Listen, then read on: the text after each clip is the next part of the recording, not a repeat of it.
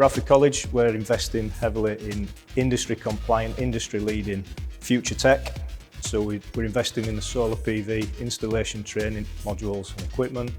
So the 3 rigs that we've got here are to take the students through a process of installation, the maintenance of the system, the working elements of the system, and also a rig which increases the capacity to find faults, common faults which will be found in industry.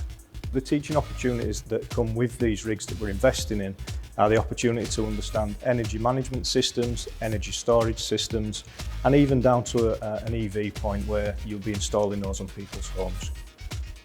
The types of students that will be accessing these bays are electrical students predominantly, coming through our provision from levels 1 to 3 onto apprenticeships. This will be also aimed at the commercial sector, so local businesses, national businesses will come to us to use these state-of-the-art training facilities that we've got here at Bradford College.